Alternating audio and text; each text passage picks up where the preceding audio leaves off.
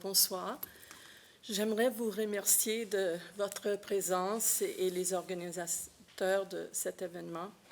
Quand Ellen m'a appelée pour me demander de donner un témoignage, puis elle m'a donné le titre de la soirée, je dois dire que ça m'a poussée à une réflexion profonde. Parce qu'à un moment de ma vie, cette déclaration n'était pas si claire. C'était vraiment, ce n'était pas, absolument pas clair. Un jour, tout a changé pour moi.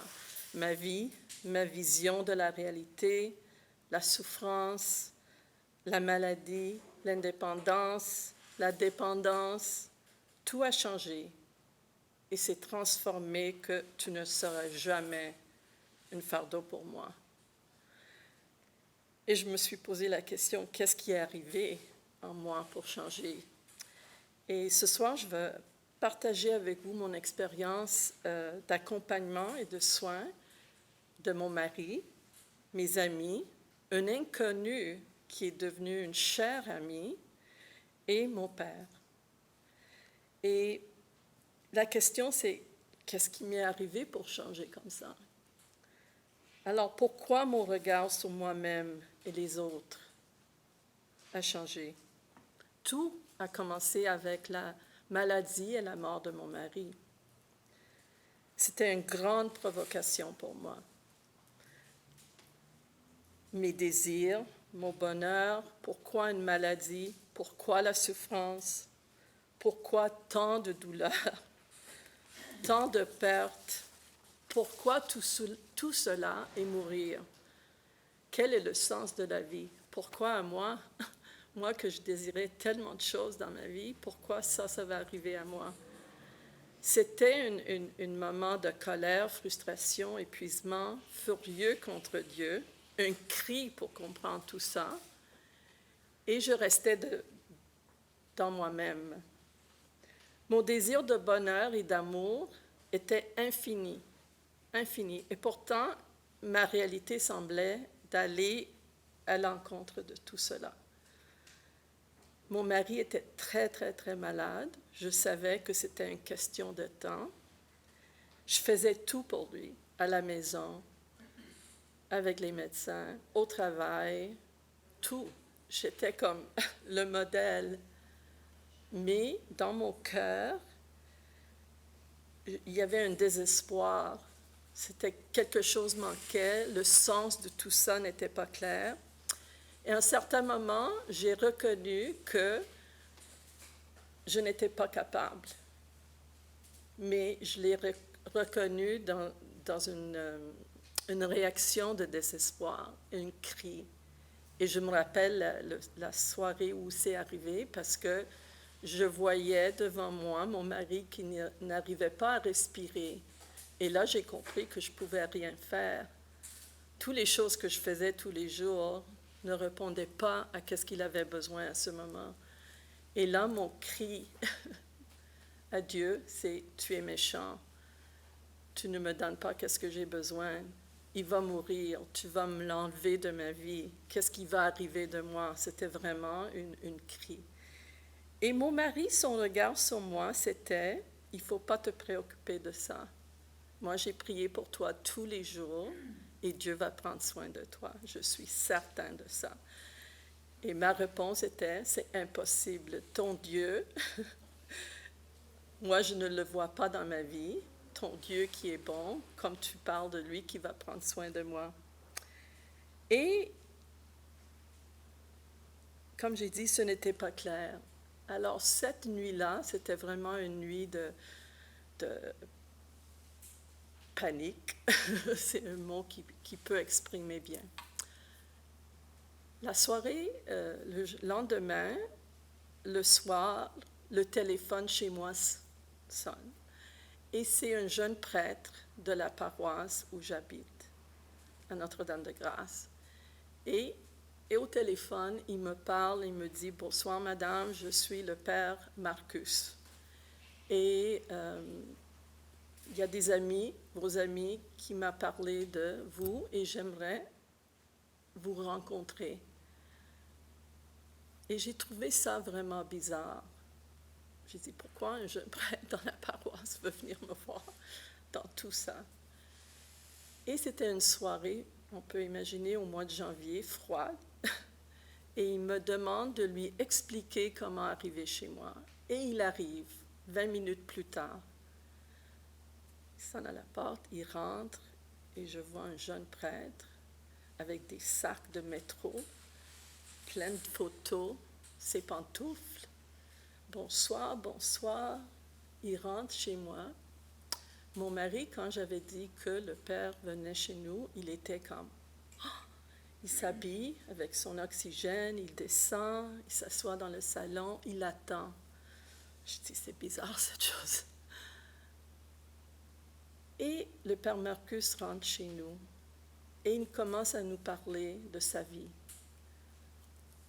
de sa vocation, comment il est rentré au séminaire, toute sa vie jusqu'à arriver à Montréal, dans la paroisse où j'habite. Et moi, à ce moment, je regardais ce jeune homme et dans mon cœur, j'ai dit, waouh, c'est incroyable. Et il commence à nous montrer des photos des amis. Ça, c'est mon ami. Et c'est incroyable parce que son ami était John et Cecilia, ses amis. Il dit John et Cecilia, ses enfants, les enfants de John et Cecilia. Et ça, c'est mes autres amis. Et là, il me commence à parler de plein. Et il nous parle de toute cette vie que je ne connaissais pas, que je ne connaissais pas les personnes, mais il parle avec une joie et une paix que moi, ça m'a tellement, mais tellement frappée qu'à un certain moment, j'étais assis devant lui et dans mon cœur, j'ai dit, mais qui est-il, cet homme qui est chez moi? Pour la première fois depuis des mois et des mois et des mois, je ne suis pas comme agitée, je n'ai pas peur, mais qu'est-ce qui arrive? Qui est-il? Qui est-il? Et cette question était dans mon cœur. Et là, nous avons resté ensemble pour au moins 2-3 heures. Une simple soirée. Et on a fait un échange de qu'est-ce qu'on fait dans la vie, qui on est, et il retourne chez lui. Et j'étais vraiment, vraiment frappée. Je ne pouvais pas dire qu'est-ce qui est arrivé, mais j'étais complètement « wow ». Lendemain, vers la même heure, le téléphone sonne et c'est encore le père. Il dit, est-ce que je peux venir vous voir? J'ai dit, bien sûr. Il arrive avec la communion pour mon mari. Et là, il commence à prier avec lui. Et là, j'ai dit, wow, OK. Et le lendemain, il a fait la même chose. Et il a fait ça tous les jours, pour des mois. Qu'à un certain moment, devant ça, j'ai dit, ça c'est quelque chose d'exceptionnel. Je ne le comprends pas, mais je désire vivre comme ça. Je veux vivre comme ça. Et c'est ça le moment que, pour moi, c'était vraiment que ma vie a changé. Ma vie a commencé à se transformer. Je ne comprenais rien, mais sauf que qu'est-ce que j'avais compris, que quand je restais avec lui et je le suivais dans des gestes simples de prière, de simplicité, de manger ensemble, de parler, de pleurer, de faire les choses normales de tous les jours, que je me sentais en paix. Et le désir de vivre ça, c'était tellement profond et grand que je voulais le faire tous les jours. Cette rencontre exceptionnelle avec ce jeune prêtre était et est encore ma rencontre personnelle avec Jésus. Et ça, je peux le dire aujourd'hui. À ce moment-là, je ne savais pas.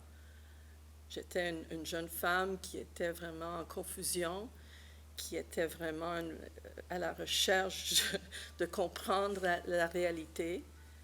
Mais ce cri, cette nuit-là, Dieu l'a pris au sérieux. Et il m'a envoyé un ami qui était le Père Marcus, qui a complètement changé ma vie. Et je sais que c'était et c'est encore Jésus. Les semaines qui ont précédé, mon mari est décédé, et ces semaines jusqu'à sa mort, c'était des journées et des semaines exceptionnelles. La façon que on était ensemble, la façon que je le regardais, c'était vraiment les plus belles journées ou périodes de mon mariage. Et tu dis, c'est fou, après 18 ans, tu vas dire que ça, c'est comme le moment qu'il va mourir, que c'est les meilleures ou les plus belles journées ou la plus belle période. C'est comme, wow, qu'est-ce qu'il y a là? Mais qu'est-ce que j'ai découvert dans cette période-là? C'est que la souffrance, la douleur, le changement, tout cela était de l'amour et de dire oui, de dire oui. Moi, pendant des mois et des mois et des mois, je faisais les gestes de toutes les choses, mais je n'ai jamais dit oui. Je n'ai pas resté devant ce qui arrivait.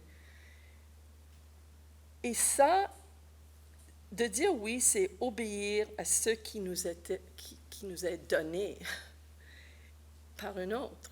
Et des fois, ce n'est pas facile, comme dans mon cas, ce n'était pas facile. Mais cela était possible grâce à une amitié.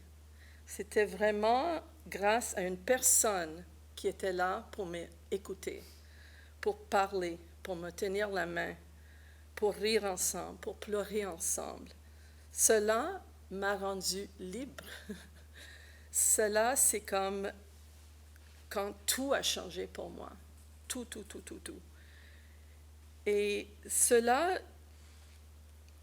quand ça arrive, il y a tellement un désir de communiquer et de le dire et de le partager avec les autres. Ça devient tellement quelque chose en nous qui est vraiment, vraiment fort. Je ne sais pas comment l'expliquer, mais c'était vraiment une période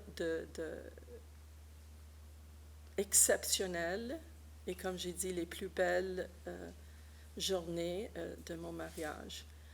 Après tout ça, c'est comme j'ai dit, OK, qu'est-ce qui va arriver? C'est comme, est-ce que il y avait encore beaucoup de questions. Et ce jeune prêtre, chaque semaine, la même question. Nous avons des rencontres. Est-ce que tu veux venir rencontrer mes amis? Je vous invite à venir rencontrer mes amis. Et chaque semaine, ma réponse était non, je suis trop occupée. Je suis trop fatiguée. Je suis ça, je suis là, je suis... Mais un jour, devant cette invitation, j'ai dit, ce n'est pas raisonnable. Il me demande une chose depuis que je le connais.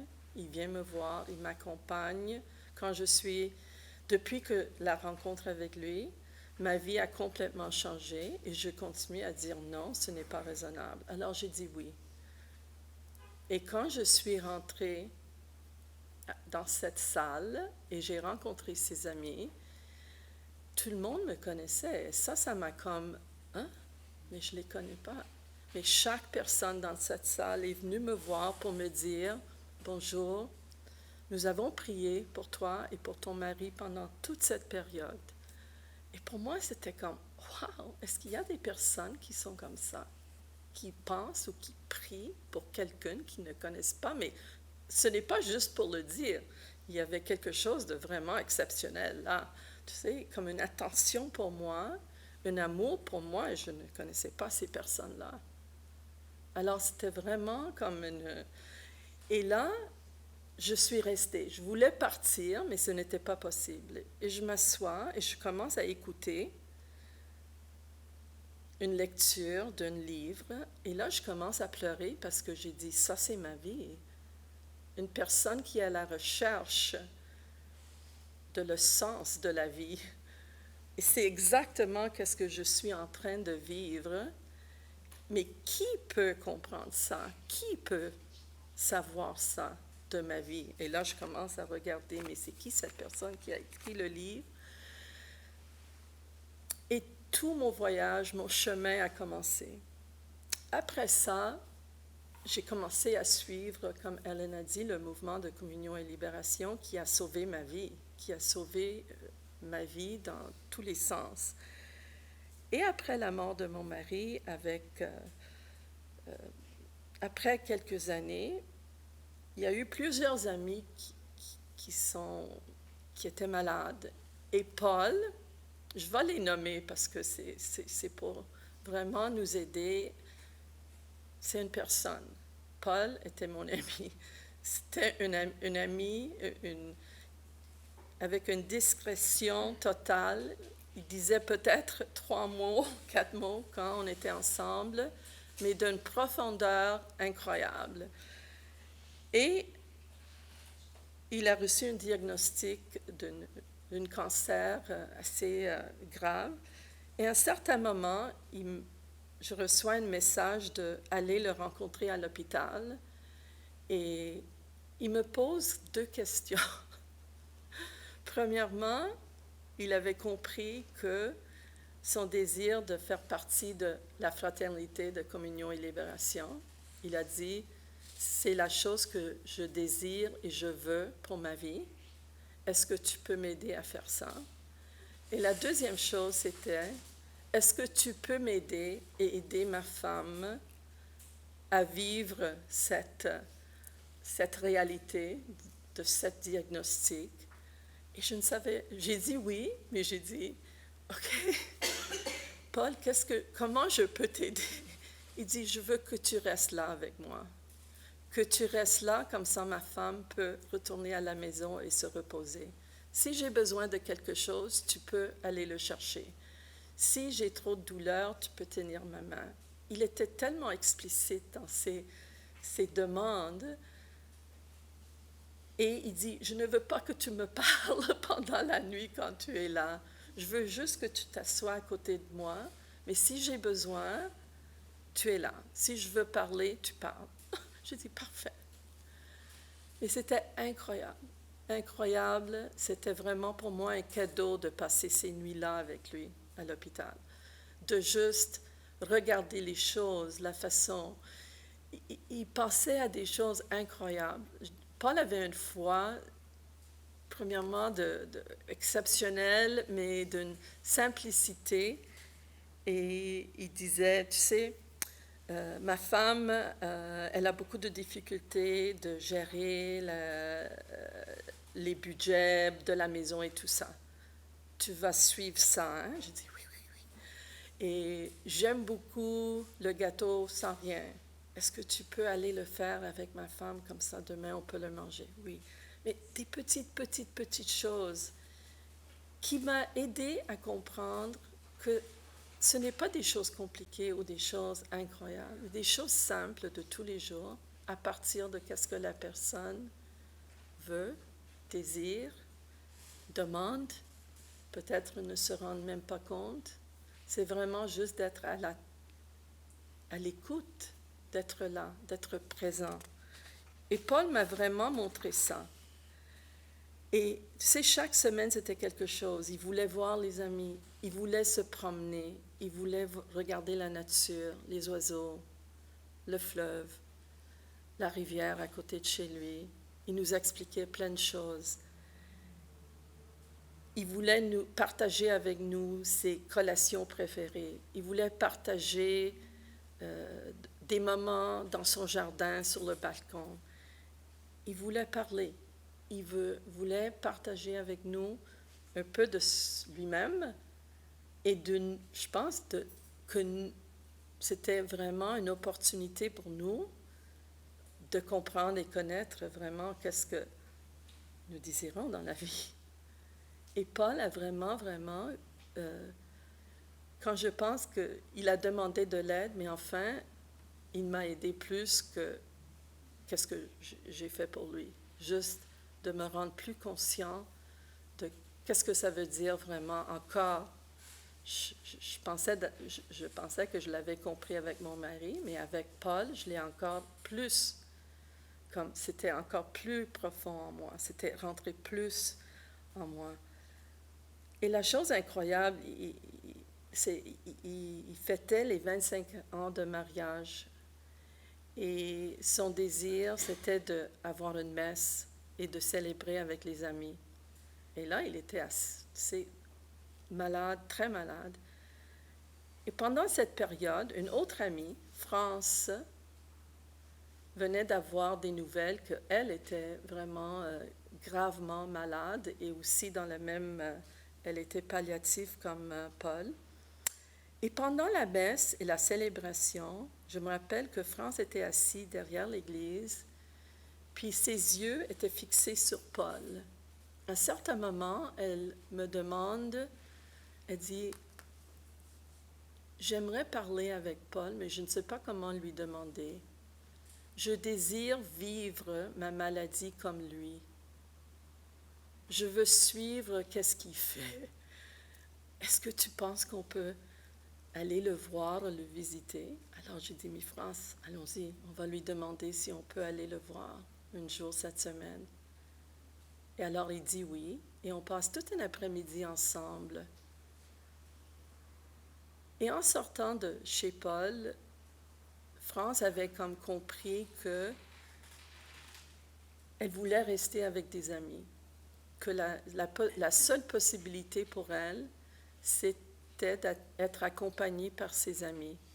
Et puis elle a demandé, elle a dit, mais est-ce que je peux demander les amis de m'accompagner? J'ai dit, bien sûr,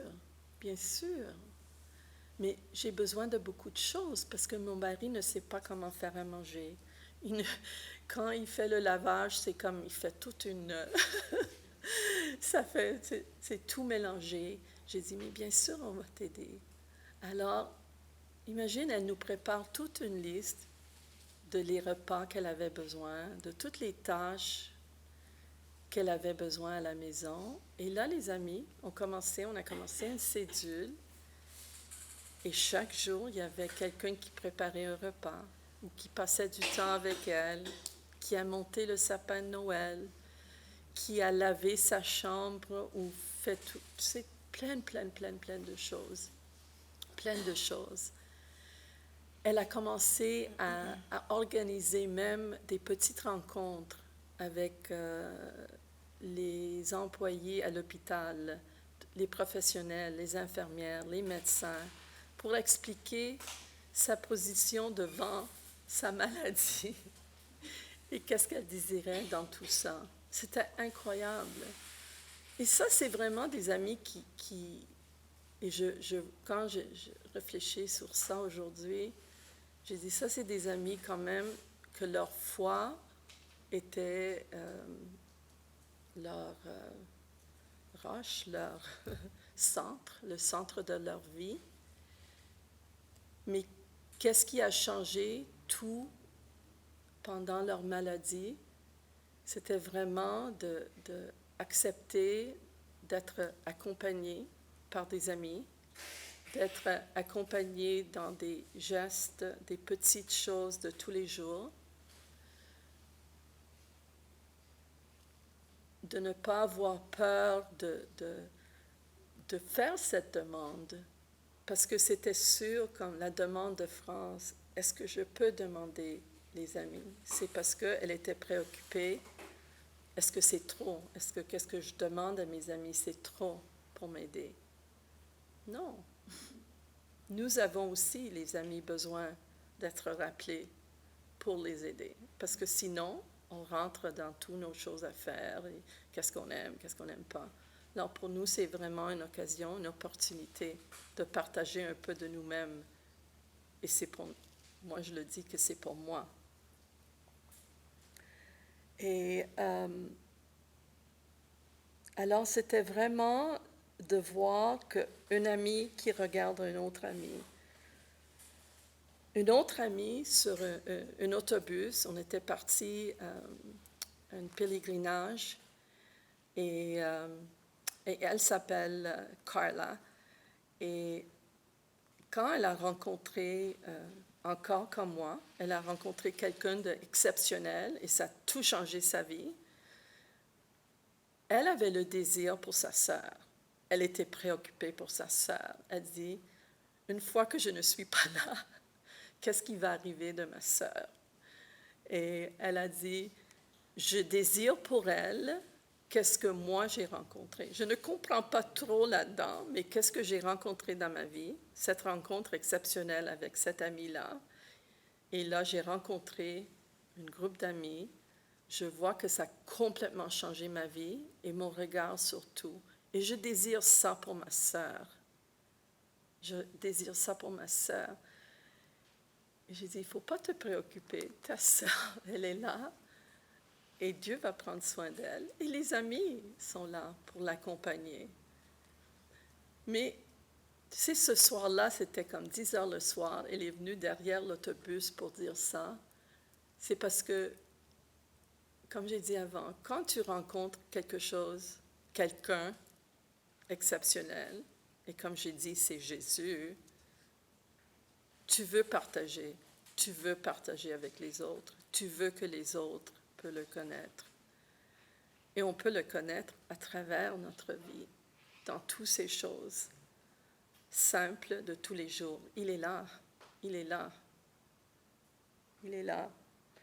Une autre amie, Gabriella, que je ne connaissais pas, et je reçois un appel d'un ami qui dit, c'est une femme impossible, négative, mais elle n'a pas d'amis. Elle n'a personne dans la vie. J'ai dit, mais c'est impossible que quelqu'un n'a personne dans la vie. Il dit, je te jure, là, qu'elle n'a personne.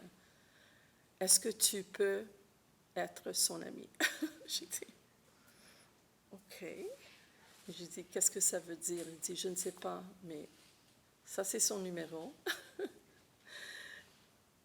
Elle a pris mon numéro et on s'est rencontrés. On a commencé à aller pour un café, une petite marche dans le parc. Et à ce moment-là, elle était aussi avec un diagnostic vraiment pas favorable. Et c'est une femme qui est très expressive, frustrée, triste, fâchée. Elle exprime tout avec beaucoup de drame et beaucoup de... elle n'hésite pas à t'envoyer à l'autre pays et tout ça.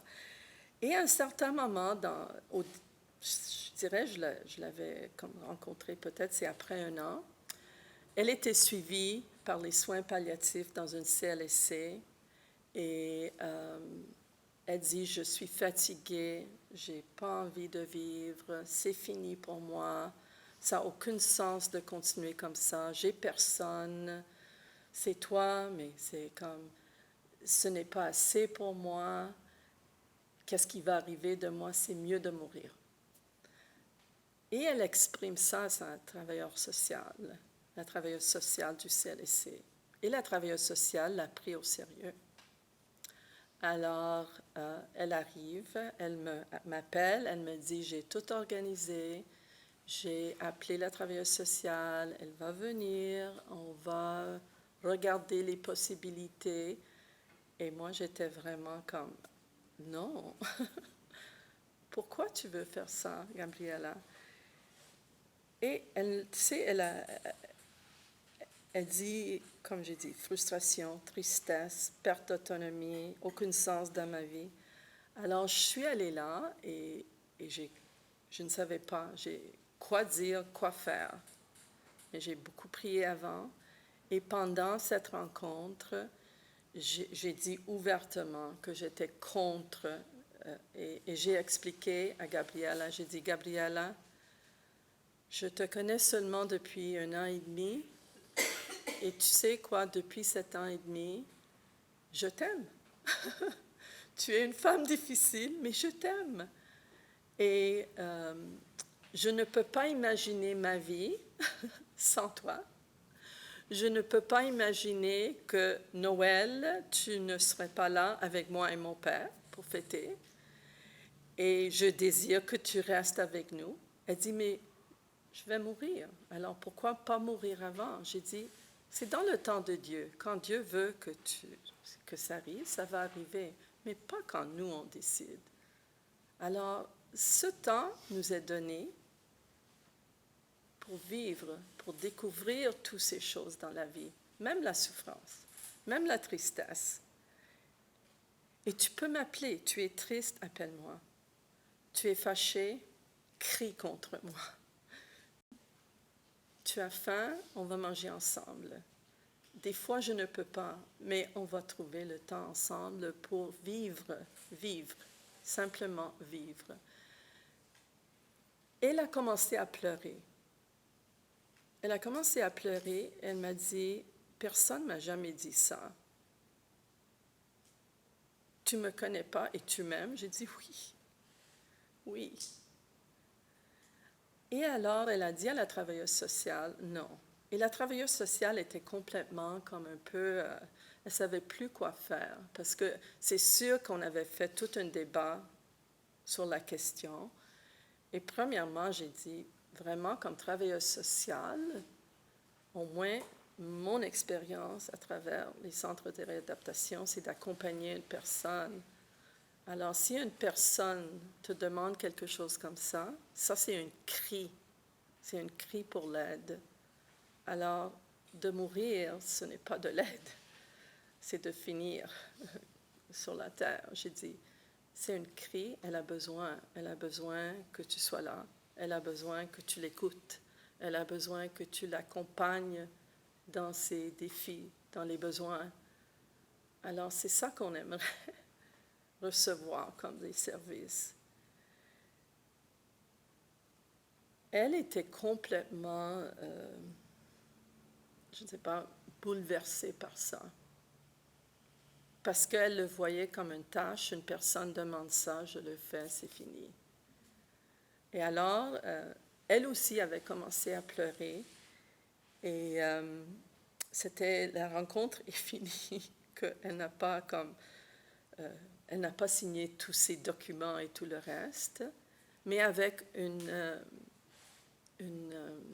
début pour continuer, ou un début pour vivre, pour répondre à qu'est-ce que Gabriela avait besoin. Je vais essayer d'aller un peu plus vite. Dernièrement, je veux juste partager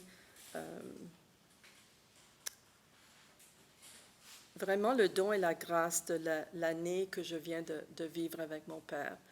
Mon père est décédé au mois de janvier et pendant au moins 10 mois, c'était une période vraiment exigeante et difficile parce qu'il souffrait beaucoup physiquement, mais aussi c'était un homme indépendant, fort, qui a souffert pendant sa jeunesse de pauvreté, émigration au Canada, de l'Italie, avec beaucoup d'épreuves.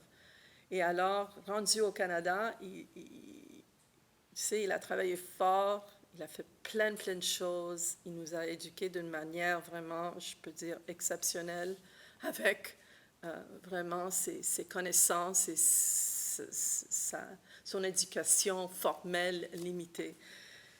Mais il était pour moi une provocation incroyable parce que après tout mon chemin de voir ton père qui est comme pense que tout dépend de lui, qui ne voulait pas laisser pour un moment cette possibilité de s'abandonner à la fin de sa vie, pour moi c'était vraiment une épreuve parce que j'ai dit mon Dieu, qu'est-ce que tu me demandes? C'est mon père. J'avais comme je ne sais pas, une idée, un projet, comme des fois nous pouvons avoir, que ça serait la mort, une conversion totale et en paix. Mais c'était ça à la fin, mais un chemin qui était vraiment pas facile. Et souvent, les matins à la messe, c'était vraiment encore un cri. Dieu, qu'est-ce que tu me demandes dans ça? Comment je peux accompagner quelqu'un qui est tellement fâché, qui est tellement refuse certaines choses ou refuse d'accepter ou de vivre peut-être la manière que moi je désirais pour lui. Et là, j'ai vraiment commencé à réfléchir toutes ces années, les amis et mon mari. Et là, j'étais vraiment j'ai dit, tu sais quoi, Dieu, je suis ton instrument. Alors, je veux le regarder comme toi, je veux l'accompagner comme toi. Alors, donne-moi la force et le cœur et le regard de faire ça. Et là, j'ai commencé ça m'a beaucoup changé. Et le miracle, c'est que j'ai commencé à tout faire avec un amour comme Dieu, comme Jésus nous regarde. Une attention pour lui dans tous les détails, de nettoyer sa maison. Attention de juste apporter des fleurs dans la maison. Que son lit, c'est toujours comme des draps frais. Ses vêtements propres, toujours changés. C'est préparer ses repas préférés, même si c'était juste 2 cuillères qu'il mangeait, je préparais un autre repas le soir. Qu'il se sentait qu'il pouvait faire l'expérience d'être tellement, mais tellement aimé, même s'il était méchant contre moi ou il était dur contre moi, avec ses réponses ou son regard. Et c'est incroyable parce que je ne savais pas, et pas que je m'attendais à une réponse ou un changement. Oui, un changement, oui. Je désirais vraiment sa conversion. Mais j'ai vu en lui vraiment un changement ces dernières semaines avant sa mort, parce que même si ce n'était pas exprimé d'une manière que nous, on s'attend ou on pense que la réponse ou la réaction doit être, mais juste ses yeux le soir, quand je le mettais dans le lit, et les couvertes, et la lumière, et le verre d'eau, et la pilule, et les pieds, et la couverte, et il me regardait dans les yeux, et disait « Grazie, merci ». Et là, j'ai dit « Wow ». Et tu voyais vraiment dans les yeux que quelque chose passait, quelque chose a changé en lui. Et où j'ai vu vraiment comment ça s'était pénétré en lui quand on allait à l'hôpital, puis on était là comme 3-4 fois par semaine pour recevoir des soins. Le moment qu'il rentrait, il y avait l'infirmière liaison, et son regard vers l'infirmière était les yeux comme profondes et souriantes. Puis, elle faisait ses soins et disait merci. Et elle était tellement touchée par ça. Et quand je préparais ça, j'ai dit, tu sais quoi? Il a fait une expérience d'amour. Et il était en train de faire exactement la même chose avec cette infirmière. C'est juste de la regarder d'une autre manière, parce que lui, il était regardé avec tellement d'amour et tellement d'attention. Alors, vraiment, pour moi, c'est un miracle dans ma vie. C'est d'accompagner mes amis, mon père, mon mari. C'était vraiment pour moi, qu'est-ce qui me permet de vivre? Qu'est-ce qui m'a permis de continuer mon histoire d'amour avec Dieu et Jésus.